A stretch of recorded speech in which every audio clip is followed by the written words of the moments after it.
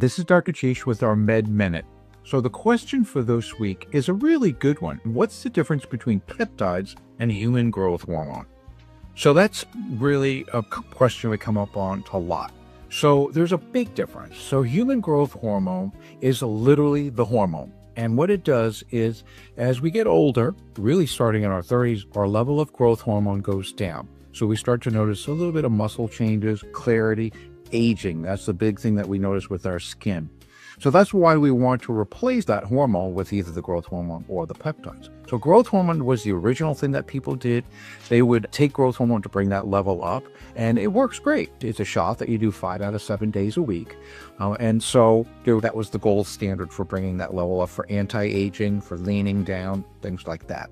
Then along came peptides. Peptides are groups of amino acids which stimulate your pituitary gland. And so your pituitary gland is where growth hormone is released. So what happens is these peptides, things like somorelin, ipamorelin, CJC1295, tesamorelin, all of these ones that are all over the internet, stimulate your pituitary. It releases growth hormone.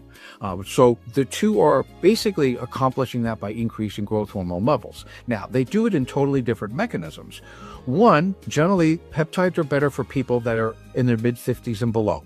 Why? Their pituitary function is very good. They still have some growth hormone in reserves there, so the stimulation of that pituitary will release that growth hormone. Now, it releases it in a very specific way, pulsatile. In other words, it releases it in small incremental doses throughout the day. This is the most natural way it can be delivered.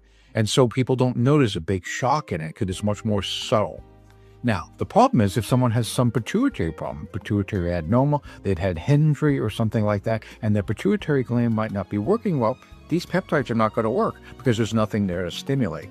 Now, as we get older, in the mid-50s and above, the pituitary gland reserves of growth hormone are diminished. So in that case, you could always try the peptides and see. They may give you that response that you want. But if they seem to fail, well, these peptides are not working as well as one, you may have to go back to the growth hormone itself. So that's kind of the biggest thing.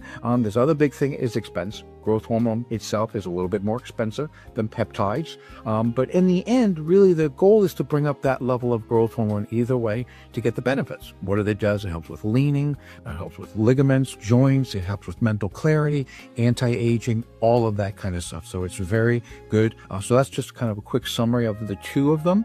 I also want to make sure I invite you to our peptide talk, which is going to be on the 11th of February, next Wednesday at 6 p.m., where we're going to go into much more detail about peptides.